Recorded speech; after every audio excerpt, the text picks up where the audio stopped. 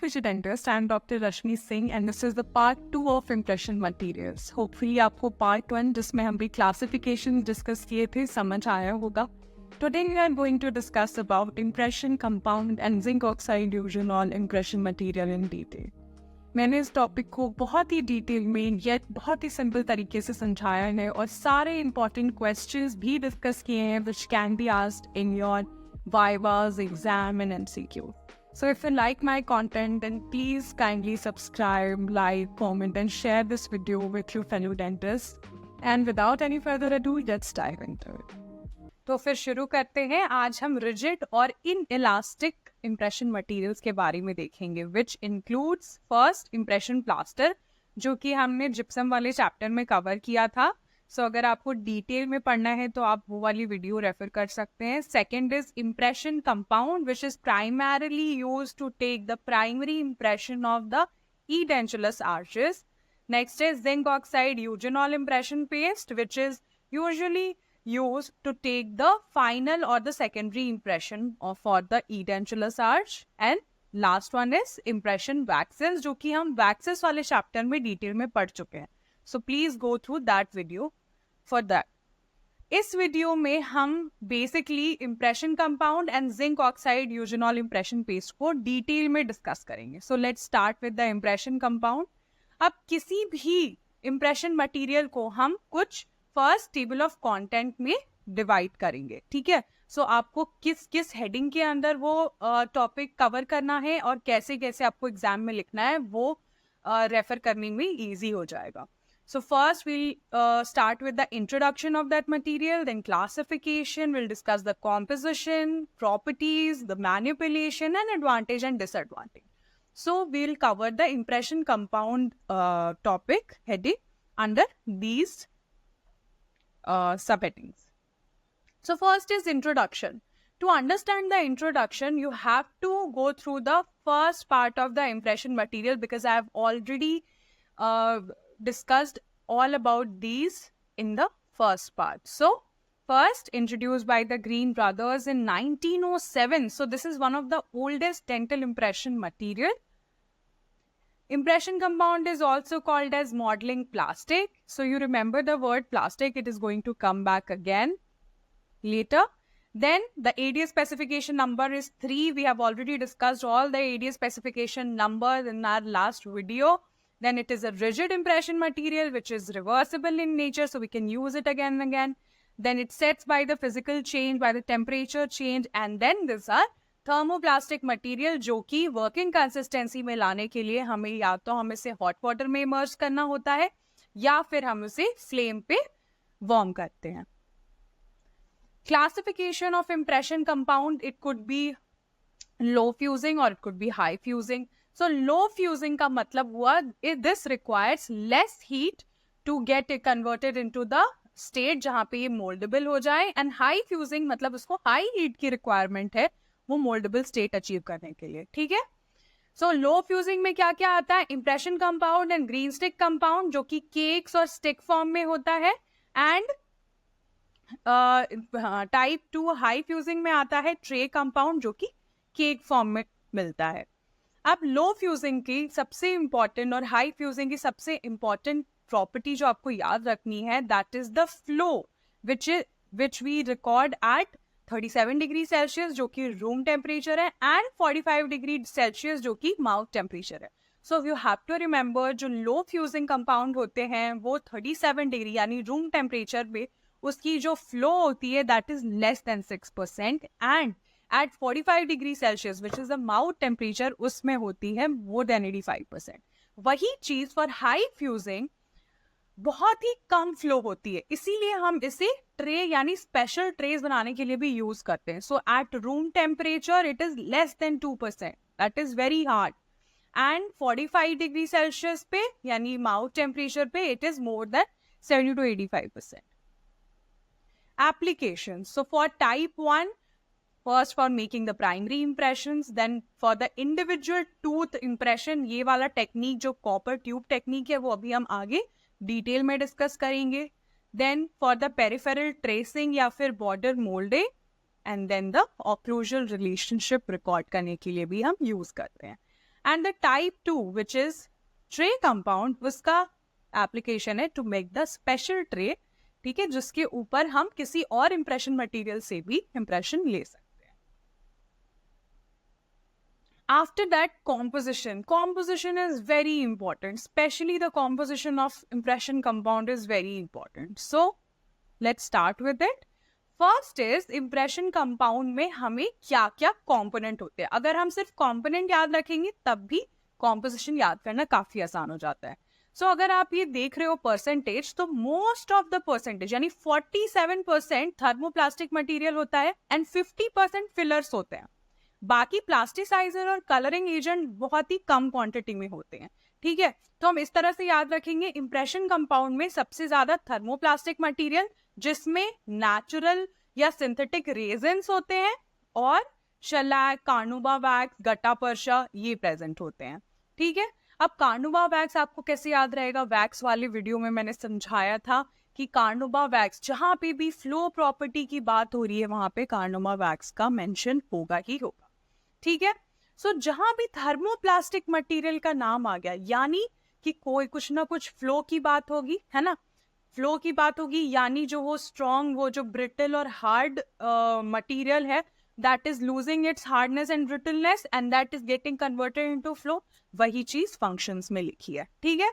So natural and synthetic resin, example are rosin and copal rosin, and shellac, carnauba wax and gutta percha. These are the thermoplastic material which is present in 47% and function is again that comprises the matrix, matlab that is the main component of it, provides the flow and the cohesion, यानी जो एक homogeneous mixture जो बनता है ना, हम तोड़ तोड़ के केक्स को डालते हैं गर्म पानी में, हमने प्री क्लिनिकल में यूज किया है, और वो एक स्ट्रक्चर, वो जो कोहेशन प्रोवाइड करता है that is given by the thermoplastic material. उसकी हार्डनेस एंड ब्रिटलनेस भी कम करता है और उसको वो कैरेक्टरिस्टिक सॉफ्टनिंग टेम्परेचर भी प्रोवाइड करता है, ठीक है. थर्मोप्लास्टिक मटेरियल हमने देख लिया. Major component after thermoplastic material are fillers, जिसमें हम 4 तरह का फिलर याद रखेंगे, ठीक है.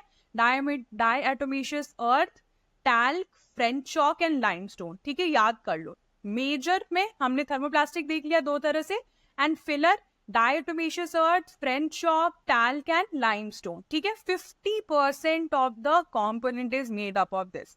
अब मैं हर बार जब भी कॉम्पोजिशन बताती हूँ तो मैं ये मेंशन करती हूँ कि जहां भी फिलर का बात आ गया, ठीक है, तो फिलर की बात में हमेशा हमें सबसे पहले क्या ध्यान आना चाहिए, या तो उसकी विस्कोसिटी और फ्लो की बात हो रही है फिलर्स, एंड उसकी स्ट्रेंथ की बात हो रही है, ठीक है. फंक्शन में वही है, it increases the viscosity and rigidity and then increases the strength, then reduces the contraction and provides suitable working consistency also. Even though आपको ये नहीं भी याद है, you just have to remember कि it increases the viscosity and the rigidity and second it increases the strength of it. Fillers. After thermoplastic material and fillers, अब क्या है, plasticizers. So stearic acid and stearin are the plasticizers जो कि use करते हैं उसकी plasticity यानी उसकी वर्केबिलिटी बढ़ाने के लिए, ठीक है, which is above the fusion temperature. And last is the coloring agent, rogue, use किया जाता है just to give that characteristic reddish brown color to the impression compound.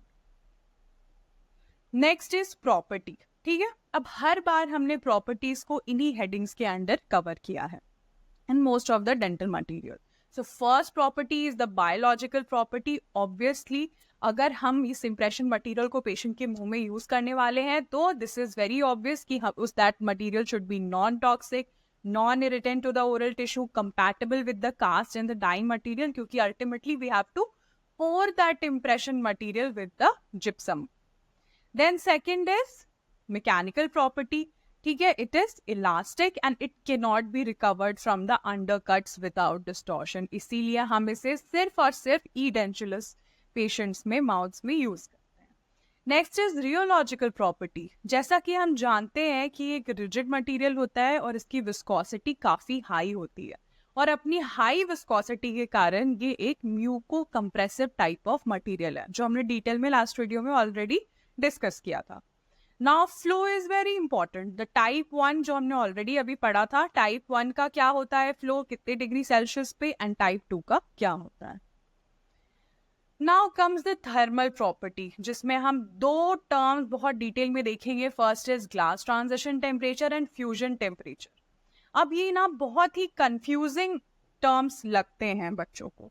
Glass transition temperature and fusion temperature most of the time interchangeably लोग समझते हैं कि both are the same thing, but it is not the case. Glass transition temperature क्या होता है? Temperature at which the material starts to lose its hardness और brittleness upon heating, ठीक है, and forms a rigid mass upon cooling. ठीक है, अब आप देखो कि अगर आपने यूज किया है इम्प्रेशन मटेरियल को, हम एक बोल लेते हैं, रबर बोल, उसमें हम गॉस पीस या एक क्लॉथ लगाते हैं, and then we break our cake and then उसमें रखते हैं, ठीक है, हॉट वाटर में.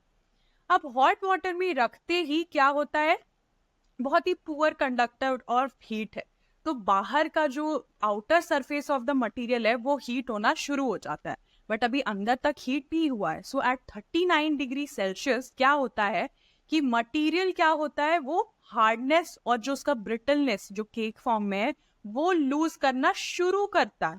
ठीक है, यहाँ पे सिर्फ शुरुआत हो रही है, यानी आधा मटेरियल, वो पूरी तरह से अभी सॉफ्ट नहीं हुआ है. The material has just started to lose its hardness और ब्रिटलनेस. ठीक है, और इस टेम्परेचर के नीचे वो वापस एक रिजिड मास बनने लगता है. ठीक है, इन अदर वर्ड्स हम कह सकते हैं कि at this temperature, glass transition temperature, there is sharp increase in the coefficient of thermal expansion. इसकी वजह से क्या होता है कि जो उसको हीट प्रोवाइड की जा रही है, जो उसको हीट एनर्जी मिल रही है, उसकी वजह से जो मॉलिक्यूल्स हैं उसके अंदर, उनमें जो मोबिलिटी बढ़ जाती है. ठीक है, मोबिलिटी बढ़ने के कारण फिर वो जो हार्ड रिजिड मास से वो उसकी फ्लो प्रॉपर्टी बढ़ जाती है. Ultimately it is about the flow. जो हार्ड एंड ब्रिटल केक है, that is getting converted into a soft mouldable mass.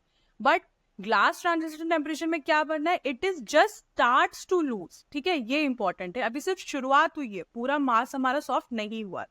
Significance of glass transition temperature is कि यहाँ पे it is not plastic enough to take impression. अभी सिर्फ शुरुआत हुई है. अगर आप इस टाइम पे बोल में जो हमने इम्प्रेशन कंपाउंड डाला है उसको उठा के नीड करने की या फिर मैनिपुलेट करने की कोशिश करेंगे तो वो नहीं हो पाएगा, क्योंकि पूरी तरह से वो होमोजेनियसली सॉफ्ट नहीं हुआ है. सो यहाँ पे हम इम्प्रेशन नहीं ले सकते. Second is fusion temperature. Fusion temperature क्या होता है, अबव दिस टेम्परेचर ये जो सॉफ्टन मटेरियल है, सॉफ्ट होना तो ग्लास टेम्परेचर पे ही शुरू हो गया. अब 39 डिग्री सेल्सियस से 43.5 के बीच में वो पूरी तरह से सॉफ्ट हो जाएगा, और इस टेम्परेचर के ऊपर ये मटेरियल उतना प्लास्टिसिटी अचीव कर लेगा कि वहां पे हम इम्प्रेशन लेना पॉसिबल होता है. ठीक है, सो इस टेम्परेचर के ऊपर हम इम्प्रेशन ले सकते हैं. ठीक है, सो टेम्परेचर बिलो विच, इस टेम्परेचर के नीचे आपको पता चलेगा कि जो प्लास्टिसिटी है उस मटेरियल की वो मार्कली कम हो जाती है कूल होने पे. सो बेसिकली क्या है, इसके ऊपर हम टेम्परेचर ले सकते हैं, इसके नीचे कूलिंग हो रही है. ठीक है, this is base for impression compound, it is 43.5 degree Celsius. The significance of fusion temperature is कि ये जो टेम्परेचर है इसके ऊपर हम इम्प्रेशन लेंगे. ठीक है, ग्लास ट्रांजिशन टेम्परेचर में क्या था कि यहाँ पे this is not plastic enough to take impression, to make impression. And for fusion temperature, यहाँ पे इस टेम्परेचर के ऊपर we are going to make impressions because the material is plastic enough to make the impression. And second thing, impression should be removed below the fusion temperature. Once the material has come below the fusion temperature, then only we'll ensure that the whole mass is being cooled and gets converted into a rigid mass, and then only we are going to retrieve that impression from the patient's mouth. ठीक है, ताकि उसमें distortion के chances ना हो.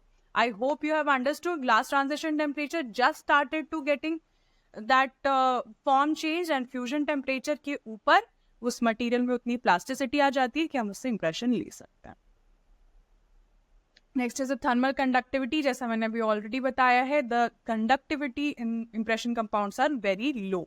सो during softening बाहर का जो लेयर होता है दैट सॉफ्टन्स फर्स्ट और अंदर का सबसे लास्ट में. Impression should be withdrawn from the mouth only if it is ardent through out. ठीक है, सिर्फ बाहर का हार्ड होने से हमें बाहर नहीं निकालना चाहिए, वरना डिस्टॉर्शन के चांसेस हैं. Next is thermal contraction. Again thermal contraction जो कूल होता है माउथ टेम्परेचर से रूम टेम्परेचर पे, that is also very less, that is 0.3 to 0.4%. After the thermal properties, dimensional stability. Dimensional stability काफी सही है, ठीक है, कॉन्ट्रैक्शन कम हो रहा है, and we can ensure the dimensional stability by ensuring the careful manipulation and handling of the material. तो हम क्या क्या कर सकते हैं? अवॉइड कर सकते हैं ओवर या prolong heating of that material, adequate flow provide करने के लिए to allow the close adaptation to the tissues and minimum internal stress in the impression. Impression should be withdrawn from the mouth only after it's hardened throughout. And that is the properties of the impression compound. Okay, after the properties, we'll see the manipulation of impression compound. So in manipulation, we'll see the first step is softening. Softening of the material could be done by either the dry heat or next is the wet heat.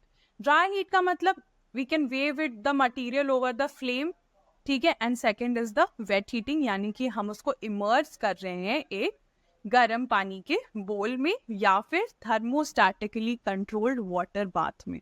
अब thermostatically controlled water bath is not available everywhere, so in general preclinical classes or in general clinical use also we use is the rubber bowl. We put a gauze piece or a cloth on it, and then we put the hot water and the material inside it. We put that cloth just to provide a separation between the rubber bowl, otherwise it could get stuck to that bowl also. After softening हम क्या करते हैं? Kneading शुरू करते हैं. अब वो soft हो गया, throughout we have to give that much time to the material so that वो glass transition temperature को cross करके throughout soften हो सके. Once the whole material is softened, then we start kneading. Kneading मतलब एक दूसरे के अंदर उसको अच्छे से knead करना, यानी उसको एक homogeneous mass बनाना ताकि वो एक softened homogeneous mass बन सके. अगर हम maxillary का ले रहे हैं तो we make a ball out of it and then we adapt to the impression tray, that is called loading. And if we are taking the impression of mandibular mandibular arch, then we make a rope out of this impression compound and then we adapt to the mandibular stop tray. After the loading, we temper. Always and always, if we are using a temperature sensitive impression material in patient's mouth, then we have to temper that impression tray before putting it inside the patient's mouth.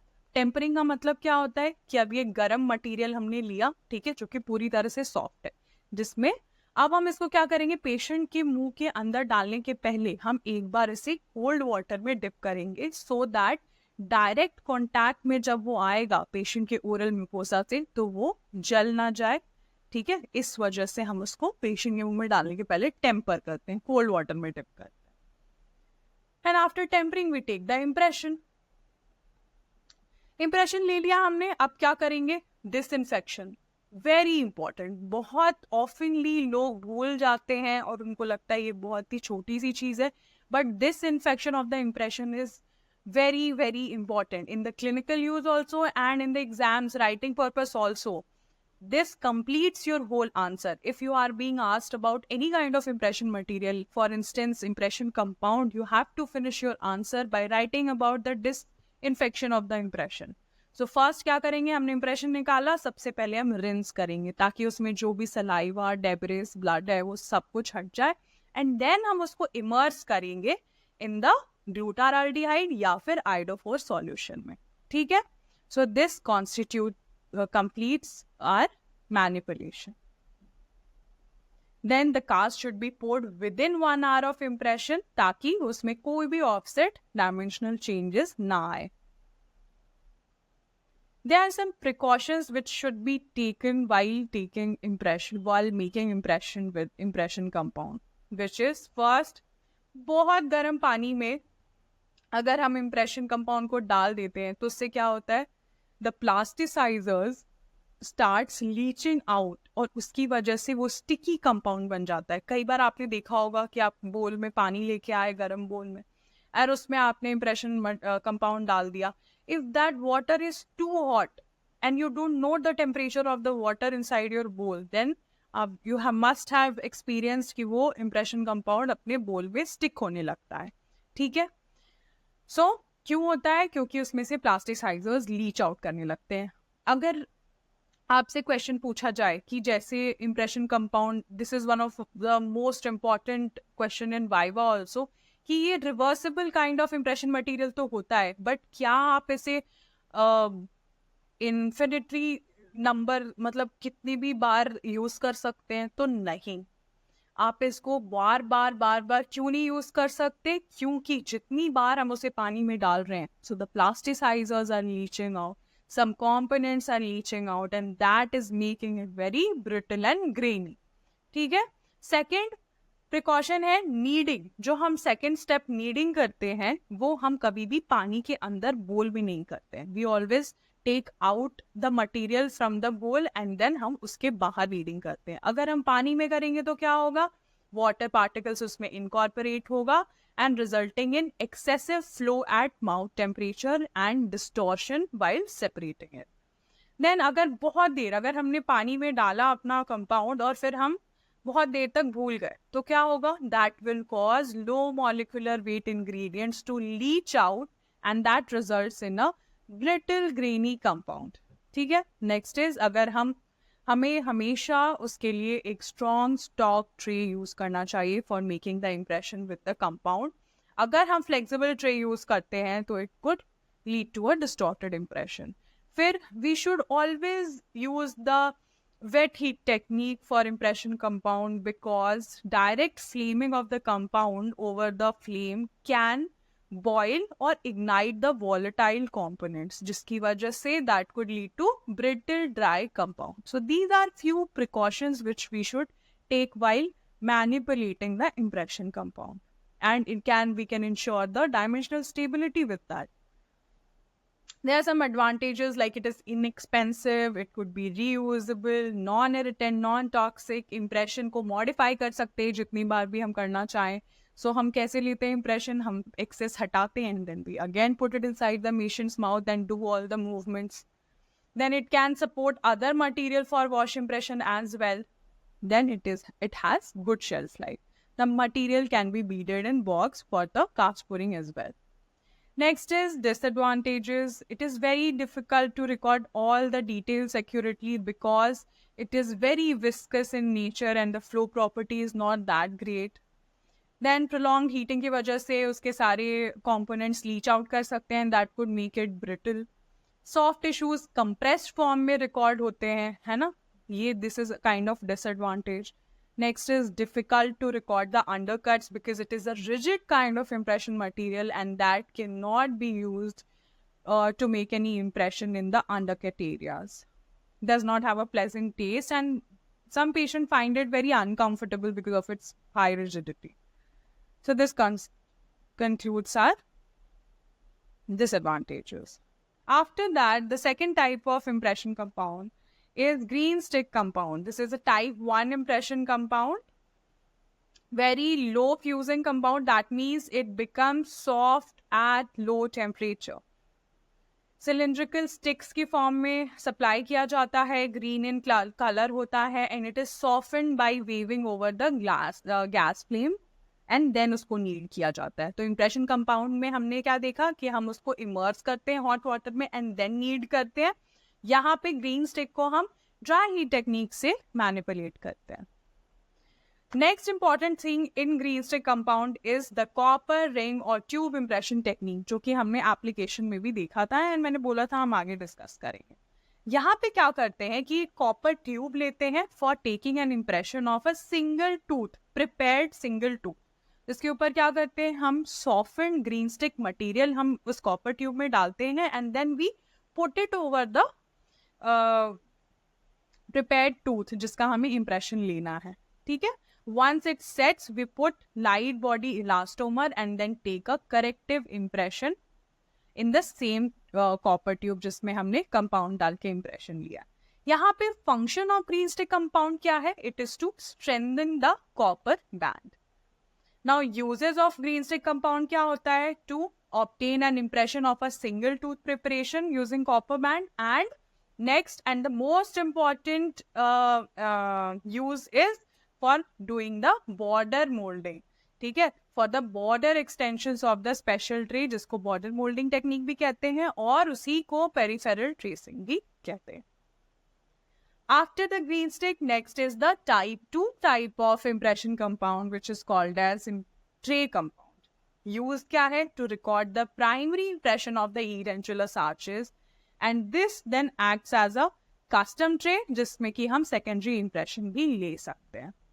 Disadvantage ये है कि बहुत ही dimensionally unstable and weak होता है, इसीलिए आजकल use नहीं होता है. आजकल हम nowadays we use self-cure acrylics for more widely used for making custom trays. इसीलिए शायद आपने देखा भी नहीं होगा tray compound. After the impression compound, let's go into the next impression material, that is zinc oxide eugenol. जैसे हमने impression compound में बहुत सारे table of content बनाए थे, वैसे zinc oxide eugenol we will cover under the heading of introduction, application, किस form में सप्लाई होता है, the classification, setting reaction, composition, properties, manipulation, and its advantage and disadvantage. So let's start with the introduction. जो भी चीजें हमने part 1 of the impression material में पढ़ी थी, that will come in the introduction part. It is rigid, irreversible, sets by chemical change, and it has high degree of accuracy and good surface reproduction of detail. That is very important. Next, application क्या? Bite registration paste की तरह use किया जाता है for taking the bite of the patient's occlusal relationship. Surgical paste कोई भी periodontal या gingiva related surgery होती है, उसके ऊपर से हम एक zinc oxide का surgical pack लगाते हैं for to promote the healing. Then temporary relining material की तरह भी यूज किया जाता है under surface of the denture. जब थोड़ा लूज हो जाता है, then we take a very thin wash impression from this material.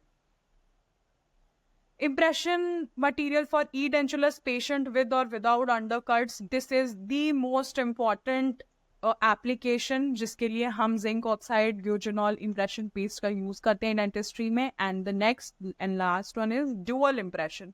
Dual impression का मतलब कि उसमें mostly taken for the removable partial dentures where some teeth are present and in some areas there are edentulous areas also present. So for the edentulous areas, we are going to be using the zinc oxide eugenol impression paste. And we are going to be taking the dentulous part from some other impression material. Next, supplied किया जाता है दो tube में. One is base paste जो कि white in color होता है, and next is the accelerator paste जो कि red in color होता है, as we can see here. And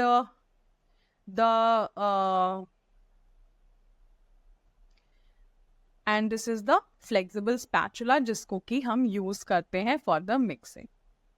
Next is the composition. Again, composition, अब हमें base paste का composition अलग पढ़ना होगा और catalyst paste का composition अलग पढ़ना होगा. Base paste में basically सिर्फ दो elements होते हैं. One is the zinc oxide, which constitutes which makes the major component of the whole paste. ठीक है, it is 87% in like percentage. And next one is the vegetable oil or the mineral oil, जिसका that constitutes 13%, and the function is it acts as a plasticizer, also aiding in the masking the action of the eugenol as an irritant. We'll see it in the catalyst paste. यहाँ पे सबसे पहला component है eugenol or oil of clove. That is a reactive ingredient, and oil of clove जो है that constitutes like 70 to 85% of the eugenol. Next is gum or polymerized resin. That is 50% present in 50% in catalyst paste. That gives like the body and the coherence of the mixed material. अब ये जो base and the catalyst है, इन दोनों को एक साथ mix किया जाता है और एक homogeneous paste create किया जाता है before making any impression. So that body and coherence कौन provide करता है? Gum और polymerized resin. It also imparts the thermoplastic property to the set impression, ताकि हम उसको जब कास्ट से अलग करना होता है तो हम उसको हॉट वाटर में डिप करते हैं, इट गेट्स स्वेल्ड अप और वो आराम से कास्ट से रिट्रीव कर पाते हैं. Next is it facilitates the speed of reaction and more homogeneous product provide करता है. नेक्स्ट इज लैनोलिन, जो कि 3% में अवेलेबल होता है. इट इज अ प्लास्टिसाइजर है. It also provide some viscosity to the paste. Next is filler like kaolin and talc, 16 to 20% में. क्या होते हैं? अगेन फिलर्स हैं, इसका मतलब स्ट्रेंथ प्रोवाइड कर रहे हैं और विस्कोसिटी प्रोवाइड कर रहे हैं. Next is resinous balsam that increases the flow and improve the mixing property. Next is some accelerators are also there like zinc acetate, glacial acetic acid, metallic salt of hydrochloric and nitric acid, and some primary alcohol. So this is the composition of zinc oxide eugenol paste में catalyst paste का, जिसमें eugenol, gum or polymerized rosin, some lanolin, fillers, resinous balsam and accelerators are present. And for the base paste, only 2 components, zinc oxide and vegetable or mineral oil. Next is the classification. According to the ADA specification number 16, उसकी hardness के basis पे it is classified under 2 categories. Type 1 is the hard set and type 2 is the soft set. And depending on the eugenol content, इसमें eugenol containing impression paste and next is the non-eugenol containing paste. Non-eugenol containing paste भी हम आगे इसी video में cover करेंगे under the modifications. Now setting reaction of zinc oxide impression paste is very important. और जब भी आप setting reaction of इस impression material का पढ़ोगे तो उसमें आपको 2 नए टर्म पढ़ने में आएंगे. First is chelation and second is autocatalytic reaction. So chelation का मतलब क्या है? It is an acid base reaction, जिसको कि chelation कहते हैं. क्या होता है? जब हम इन दो पेस्ट को, base paste and catalyst paste को मिक्स करते हैं तो उसके बीच में एक रिएक्शन होता है, reaction between the zinc oxide and the eugenol. ठीक है, तो इसी रिएक्शन को मैंने सिंप्लीफाई करके एक इक्वेशन फॉर्म में लिख दिया है. सो यहाँ पे क्या हो रहा है? जिंक ऑक्साइड में फिनॉल ग्रुप ऑफ यूजेनॉल एक वीक एसिड की तरह काम कर रहा है और वो जाके अटैक कर रहा है, रिएक्ट कर रहा है जिंक ऑक्साइड के साथ. सो जब जिंक ऑक्साइड और यूजेनॉल मिलता है तो क्या बनता है? End product is zinc यूजेनॉलेट.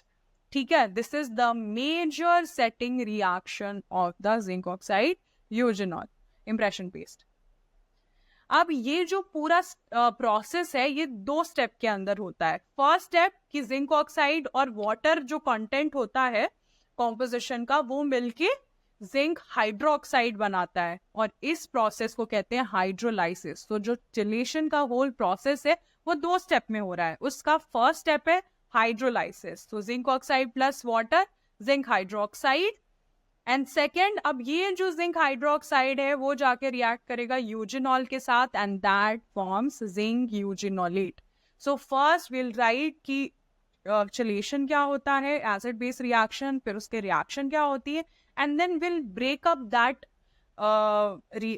Equation जो मैंने इसके पहले वाली स्लाइड में लिखा था अंडर 2 स्टेप्स. फर्स्ट में हाइड्रोलाइसिस हो रहा है एंड सेकेंड में वो यूजेनॉल के साथ रिएक्ट करके जिंक यूजेनॉलेट बना रहा है.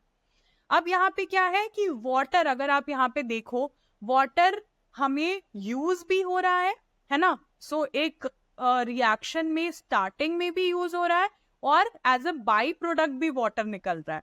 So when it is also a component of the reaction and also a byproduct of the reaction, ऐसे reaction को हम कहते हैं autocatalytic reaction. So it is getting started with the water and at the end there is some water coming as a byproduct also. This is called as autocatalytic reaction.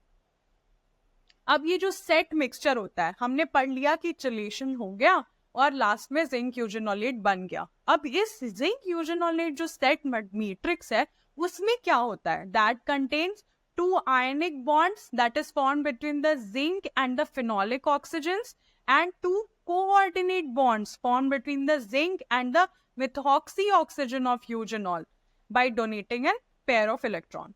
So this is also very important. Sometimes in even the competitive exams also, or even in your exam as an MCQ also, this could be asked ki, what kind of bond is present in the set zinc oxide eugenol paste or zinc eugenolate. So you have to know that two ionic bonds and two, coordinate bonds are formed. Next is property. Again, we'll cover it under biological property, rheological property, and so on. First is biological property. Generally biocompatible होता है, लेकिन कई बार कुछ patient को ये जो eugenol content होता है वो इरिटेंट की तरह भी काम करता है. सेकेंड इज रियोलॉजिकल, मतलब फ्लो प्रॉपर्टी जो होती है. अब हमने इंप्रेशन कंपाउंड में क्या देखा था, रियोलॉजिकल प्रॉपर्टी, उसकी फ्लो प्रॉपर्टी उतनी अच्छी नहीं थी, ठीक है, बहुत विस्कस था, इसके लिए वो muco compressive kind of impression material था. लेकिन यहाँ पे रिलेटिवली लो विस्कोसिटी है, इसी वजह से ये म्यूकोस्टैटिक काइंड ऑफ इंप्रेशन मटेरियल है. Along with that, pseudoplastic nature भी होता है इसका, that allows all the finer details to be recorded in the impression. After the rheological property, setting time. Setting time is again very important here. So what is initial setting time? It is the time from the beginning of mixing until the material ceases to pull away or string out when its surface is touched with the metal rod or specified dimension. अब क्या है, हमने mix किया इस material को, tray पे load किया और we put it inside the patient's mouth. We do all the movements and then जो बचा हुआ मटेरियल उस ग्लास स्लैब या फिर उस ऑयल इम्पर्वियस पेपर पे बचा है, उस पे हम स्पैचुला की हेल्प से देखते हैं कि वो सेट हुआ है कि नहीं. तो जब हम उस स्पैचुला से उस मटेरियल को टच करेंगे, when it ceases to pull away, जब वो पुल अवे होना रुक जाएगा, इसका मतलब वो इनिशियल सेटिंग टाइम तक पहुंच चुका है. That is usually 3 to 6 minutes for both types of paste. And next is final setting time. It is also defined as the time from the beginning of mixing until it gets maximum hardness. अब कुछ नहीं हो सकता. There is also a test की जो बचा हुआ material होता है, we make a ball out of it and then we try to press it, compress it, but वो क्या होता है, वो brittle हो जाता है. You cannot change the shape of it. It will just break off into powder form. तो इसका मतलब कि वो उसकी final setting हो चुकी है और वो अपने maximum hardness पे पहुंच चुका है. So the impression can be withdrawn from the mouth with minimum distortion. या फिर it can also be defined as the time when the needle of specified dimensions fail to penetrate the surface more than 0.2 mm under load of 50 grams. It should occur within the 10 minutes for type 1 and 15 minutes for type 2. ये भी आपके MCQs में पूछा जा सकता है. ये इसी तरह का हमने सेटिंग टाइम वाला जो मेजरमेंट ऑफ सेटिंग टाइम हमने जिप्सम मटेरियल की भी पढ़ा था, अगर आपको याद हो तो. Next is mixing time is 45 to 60 seconds for this material and working time is 3 to 5 minutes before the initial setting time. और इसको और शॉर्ट किया जा सकता है if we increase the temperature or humidity of the material. There are some factors which affects the setting time. First, some of the factors are controlled by the manufacturer and some of the controlled by the operator. Manufacturer क्या क्या control कर सकता है, किस तरह से उन्होंने manufacture किया है जिंक ऑक्साइड को, जो कि एक प्रिंसिपल कंपोनेंट है अपने बेस पेस्ट में. Size of the zinc oxide particle क्या है, एंड एक्सेलरेटर या रिटार्डर ऐड करके भी कर सकते हैं. हम क्या कर सकते हैं एज एन ऑपरेटर, फर्स्ट हम टेम्परेचर और ह्यूमिडिटी इंक्रीज कर सकते हैं. देन यूजिंग यूजिनॉल, मोर यूजिनॉल पेस्ट, यानी कि हम कैटलिस्ट पेस्ट अगर ज्यादा यूज कर लें बेस से तो भी हम उसका सेटिंग टाइम इफेक्ट कर सकते हैं. या फिर बहुत फास्टर और लॉन्गर मिक्सिंग टाइम भी होने के कारण setting time effect होता है. These are the factor that decreases the setting time. अब कौन कौन से फैक्टर्स डिक्रीज करते हैं सेटिंग टाइम? अगर हम जिंक एसिटेट या फिर अदर एक्सेलरेटर ऐड कर दें, अगर एक्सेलरेट कर रहा है कोई भी रिएक्शन, यानी उसका सेटिंग टाइम कम हो रहा है ना. सो अगर हम एक्सेलरेटर ऐड कर दी तब सेटिंग टाइम कम हो सकता है, या फिर हम थोड़ा बहुत ड्रॉप ऑफ वाटर ऐड कर दे इन दो पेस्ट के ब्लेंडिंग के टाइम पे, तब भी सेटिंग टाइम कम हो जाता है. एंड इंक्रीज कैसे कर सकते हैं? Again the same thing, by increasing यानी कूलिंग द स्पैचुला का टेम्परेचर. कूल कर सकते हैं स्पैचुला को और जो स्लैब है जिसपे हम मिक्स करने वाले हैं. And second is by the addition of some inert oils and waxes during the mixture. तो हम जनरली क्या करते हैं, जो पेट्रोलियम जेली आता है ना, वो यूज करते हैं, vaseline, just to increase the setting time, ताकि हमें इनफ टाइम मिल सके हम जिसमें एक homogeneous mixture, homogeneous paste create कर सके before making an impression. By changing the ratio of zinc oxide paste to the eugenol, यानी base paste and catalyst paste का जो रेशियो है उसको चेंज करने के कारण भी, मतलब वो भी एक तरीका होता है उसको रिटार्ड या फिर एक्सेलरेट करने का. Dimensional stability is amazing. So highly dimensional stable होता है, बहुत नेग्लिजिबल 0.1% और लेस होता है डायमेंशनल स्टेबिलिटी का जो श्रिंकेज जो होता है आफ्टर 30 मिनट्स अगर चेक किया जाए. यही चीज इंप्रेशन कंपाउंड में हमने 0.2 to 3% पढ़ा, इसमें 0.1 से भी कम होता है. Elasticity, it is a non elastic material, so it is unable to record the undercuts, इसीलिए हम इसे ईडेंचुलस माउथ्स में यूज करते हैं. So these are the property. Let's come to the manipulation of this material. हमने जैसे कि पढ़ा है कि इसको हम या तो एक ऑयल इम्पर्वियस पेपर पे या फिर एक ग्लास स्लैब पे दो रोप्स यानी कि इक्वल क्वांटिटी ऑफ वाइट यानी कि बेस पेस्ट एंड रेड यानी कि कैटलिस्ट पेस्ट लेते हैं. अभी इसी जो क्वांटिटी है हम बढ़ा या घटा के सेटिंग टाइम और सेटिंग रिएक्शन को मैनिपुलेट कर सकते हैं. And we use a flexible metal spatula for the mixing. अब हम क्या करते हैं, we take the base paste and put it over the catalyst paste and we start mixing with a very broad stroke, sweep stroke. And उसकी वजह से like you can see here on a broad area जहाँ पे हम देख सकते हैं, we can still here see that यहाँ पे वाइट कलर है, यहाँ पे रेड कलर है. सो यहाँ तक अभी सिर्फ मिक्सिंग स्टार्ट हुई है, एक होमोजेनस मास अचीव नहीं हुआ है. नेक्स्ट यहाँ पे we can see that we have achieved a homogeneous mass where we cannot see the base and the catalyst base individually. यहाँ पे हम या वाइट या फिर रेड नहीं देख सकते हैं, दोनों को मिलाने के कारण एक ऑरेंज कलर का एक होमोजेनस पेस्ट अचीव हो जाता है. That is the manipulation of the zinc oxide eugenol impression paste.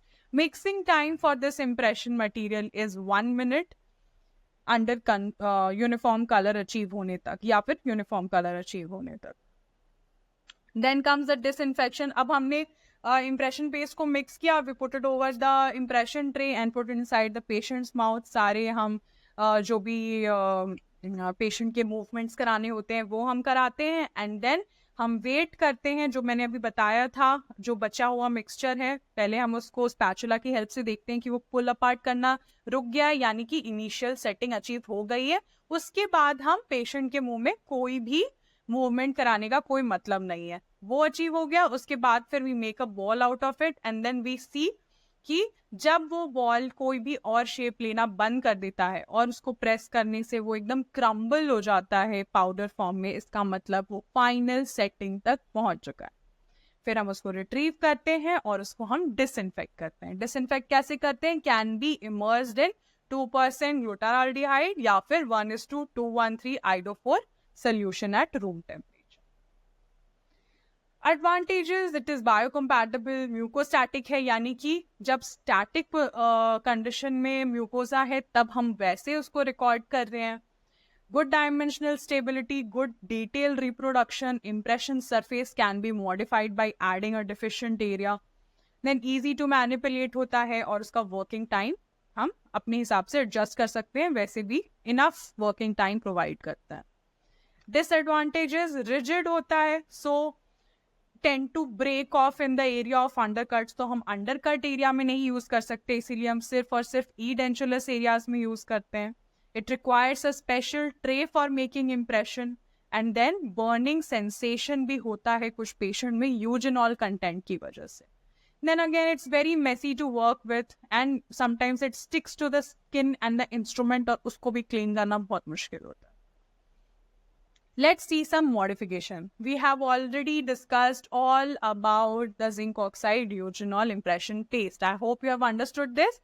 Let's see some modification. First is the surgical paste. इसमें क्या होता है, ये जैसे आप यहाँ देख सकते हो, एनी काइंड ऑफ जिंजिवेक्टमी जिसको सर्जिकल रिमूवल ऑफ जिंजाइवा कहते हैं, because of so many indications की करते हैं, और उसके ऊपर से हम एक ये zinc oxide eugenol impression paste का पैक लगा देते हैं टू प्रमोट द हीलिंग. वो पैक के कारण वो उसको हीलिंग में प्रमोट करता है. It is supplied in 2 paste system. जैसे हमारा जनरल जिंक ऑक्साइड यूजिनॉल होता है वैसा ही होता है 2 पेस्ट सिस्टम में, एंड बट उसके कॉम्पोजिशन में डिफरेंस होता है. It contains less accelerator, more filler, more eugenol and more plasticiser, and along with that antibiotic भी होता है उसमें, टेट्रासाइक्लिन. इसी की वजह से वो जो हीलिंग होता है वो प्रमोट करता है. So both the paste, again हम उसको glass slab पे रखेंगे, and both the paste are mixed together by using a thick paste consistency. उसको roll form में हम rope की तरह बना लेते हैं, and that is put over the gingival wound जहाँ पे भी surgery की गई है.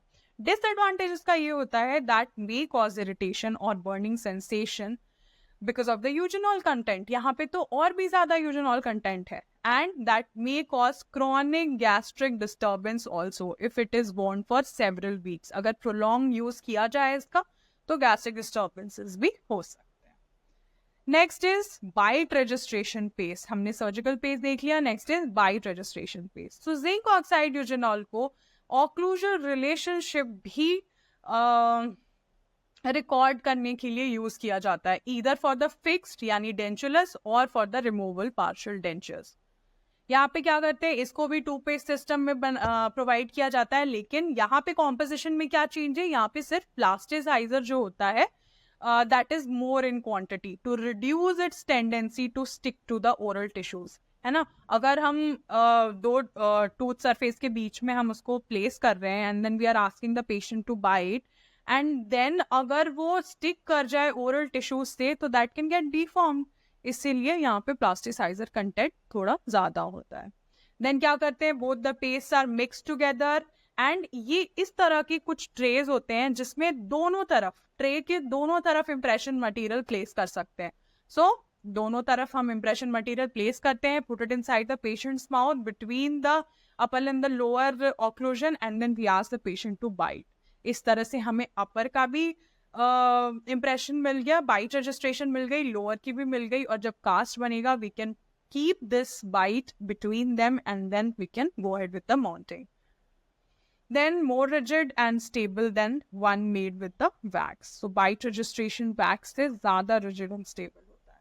Next is the non eugenol paste. This is the substitute for the eugenol. कुछ पेशेंट को यूजिनॉल से काफी इरिटेशन होती है.